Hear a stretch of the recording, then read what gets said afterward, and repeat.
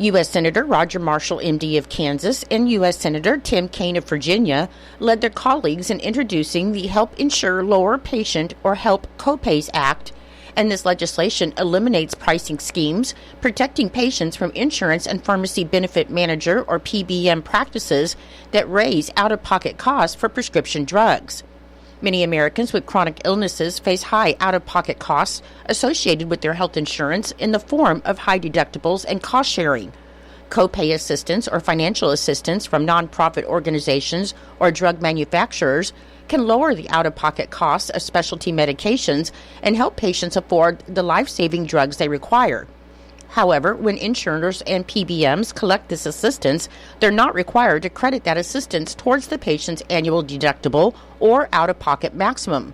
When the copay assistance runs out, patients are still required to cover their full deductible or out-of-pocket minimum, allowing insurers and PBMs to double dip on profits while leaving patients unable to afford their medication. The Help Copays Act requires insurers and PBMs to count all payments they receive on a patient's behalf toward their annual deductibles and out-of-pocket limit, ensuring that patients have access to their medication.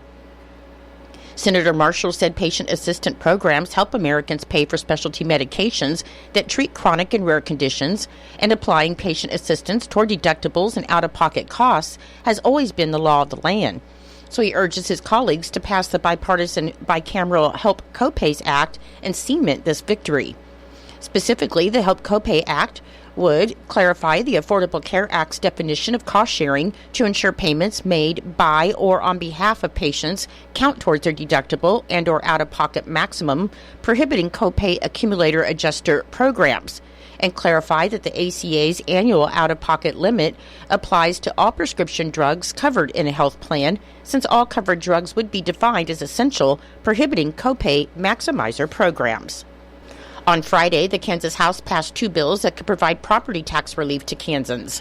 The first bill, H.R. 2396, limits the property tax revenue increases, and it limits the increase for jurisdictions based upon previous year inflation, new construction, and some bond payments.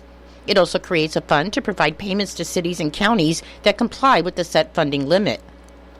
The created Astra Fund if used to its full extent, could result in approximately $70 to $75 million of property tax relief yearly, according to House Tax Chair Adam Smith, and this $130 million more of total property tax yearly each year. The bill also allows the revenue-neutral rate increase provisions and allows voters to protest the budget exceeding the limit. If successful, the budget would be limited to the previous year's level.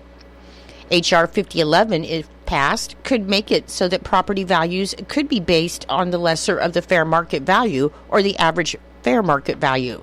Conditions of the bill state that the legislature needs to determine the number of years to determine the average fair market value.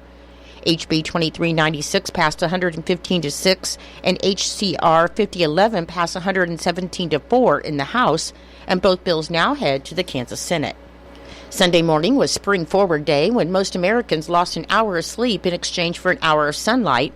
However, Kansas legislators are continuing their fight to end daylight savings time, with Senator Kenny Titus of Manhattan introducing the most recent bill in January. Under the proposed legislation, the next daylight savings would be the last when Kansas would fall back an hour in November and stay on that timeline. And that means that winter nights would remain dark and the summer sun would set a little earlier than you're used to. In a statement, Senator Titus said he is encouraged by the positive reaction that he's received from all over the state regarding his bill, SB 1, and he hopes they can continue to work at the state level and with federal partners to end the clock switching. Kansas would join two other states, Hawaii and parts of Arizona, in not observing daylight savings if the bill becomes law.